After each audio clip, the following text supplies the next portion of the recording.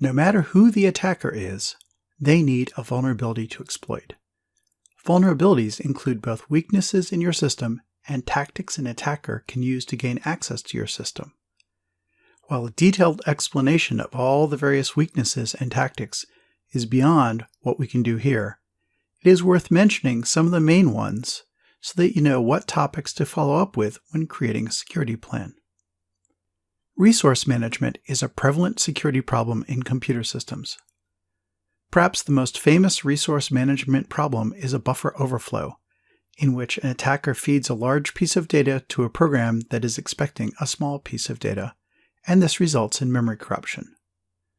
Related attacks involve causing the system to run out of memory due to garbage collection bugs, and causing the system to miss deadlines by overloading it or feeding it exceptional input values. Speaking of exceptional input values, improper input validation is another common security weakness. Systems may crash when presented with exceptional inputs and can even give the attacker access to privileged command modes. A related attack is that inputs might be executed as system commands instead of data, especially when using query languages such as SQL that look for commands inside of their data streams. Improper authentication takes a variety of forms. The system might simply not check that a password has been provided before performing a sensitive operation, or it might be configured to expose sensitive information without a password. A system might also be vulnerable to a delayed message playback, in which an attacker stores a legitimate message and plays it back later, for example, unlocking a door with a stored command when the door is supposed to stay locked. Man-in-the-middle attacks involve an adversary intercepting a message, modifying it potentially, and then forwarding it without the receiver knowing that it's received a corrupted message. Usually, when cryptography is compromised, it is because of some sort of bad cryptographic approach, such as using outdated, homegrown, or bad cryptographic algorithms, poorly randomized secret keys, or insecure cryptographic protocols.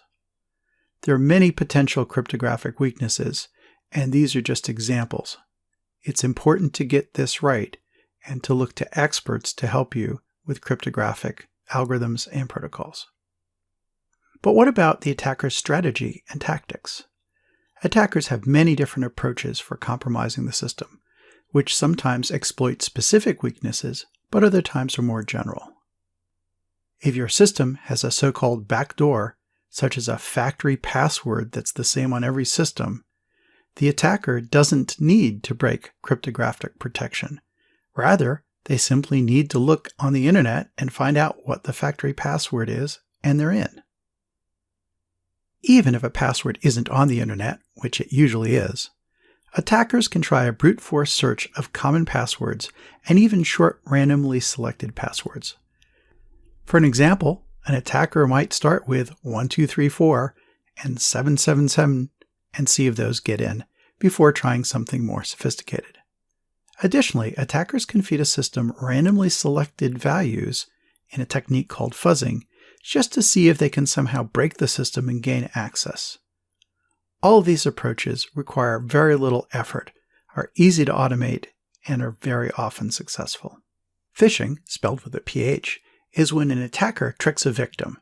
That trick might involve clicking on an email link to install malware, visiting a malicious web page, or entering their password into a fake request to revalidate their credentials, and so on.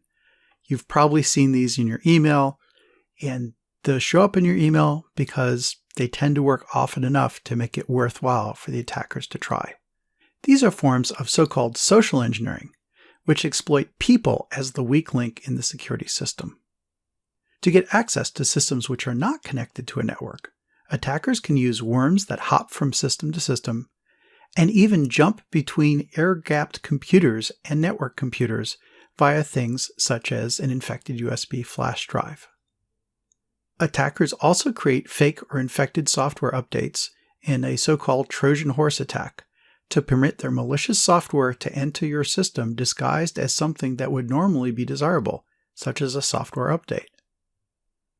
Finally, To emphasize once again that perfect security is typically unachievable, attackers can reverse engineer your system by, for example, monitoring its power consumption while it's running encryption software and recover secret cryptographic keys that way, just by watching power. They can also deduce proprietary algorithms. And if that turns out to be too difficult to do, they can just rip open the chip and see what's inside. Again, there are many such weaknesses and tactics, but these are some of the more common ones that you should consider when creating your security plan.